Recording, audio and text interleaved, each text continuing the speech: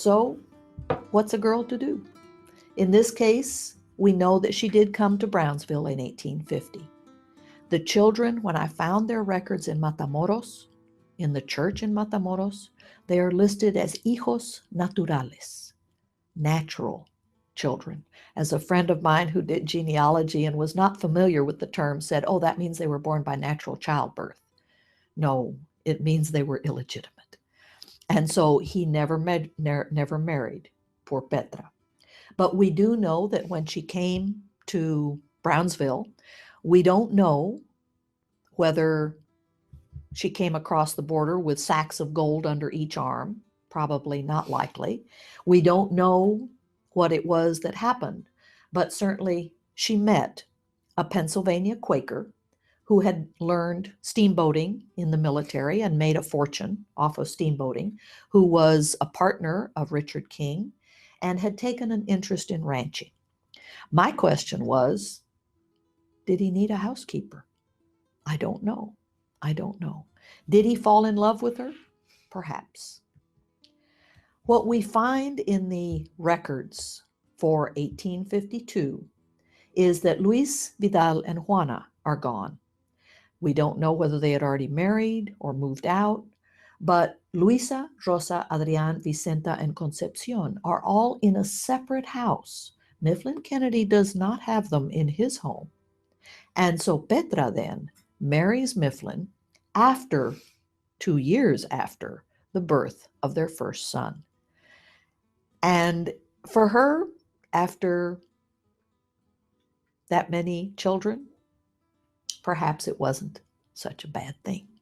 But for Mifflin Kennedy, to have a child that is not legitimate running around Brownsville, he marries her in 1854 and she goes on to have James, born in 1855, Gregorio in 56, Sarah in 57, William in 59, and Phoebe in 1860. So Petra continues to have children. During the Civil War, Kennedy made a tremendous amount of money from cotton sales. The money, however, did not come back to the South. The money was put into New York banks. And during this period, Petra insists that he give money to the Catholic Church. Today, if you go to Brownsville, the bells in Brownsville are from Petra and Mifflin Kennedy.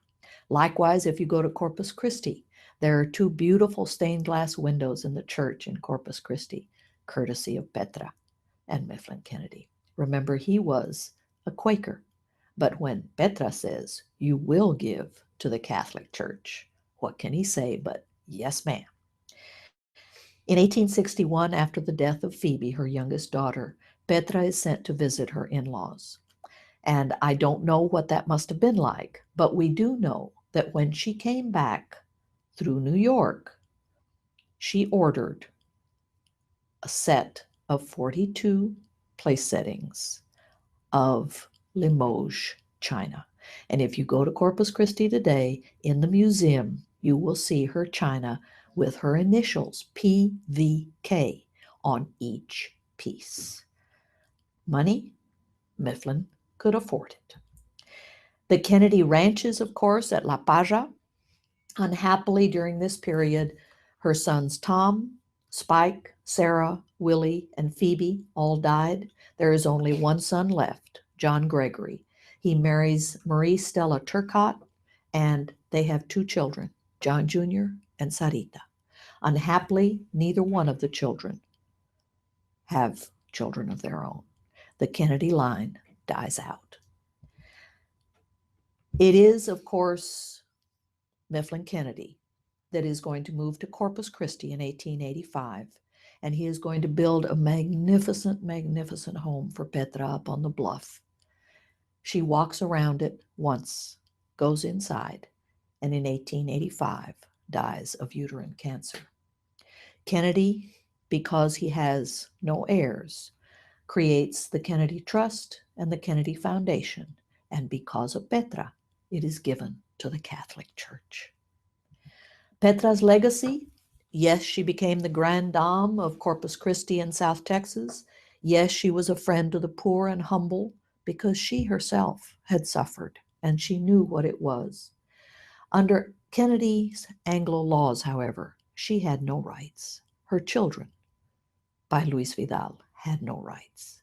And so in this case, Kennedy bought out all of the Vidal children for $5,000 each at a time when he was a multi-millionaire. This is one of the reasons that the descendants of those Vidal children are not necessarily happy with the Kennedy legacy. But the important thing, I think, that to see this is that the homestead laws, the riparian right laws, the land ownership by the state, the women's right to own property, to sue and be sued that we saw with Patricia de la Garza, to conduct business in their own names, were adopted as laws by the Americans. And so these laws that come directly from the Hispanic culture were adopted because of people like Patricia de la Garza and later Petra Vela.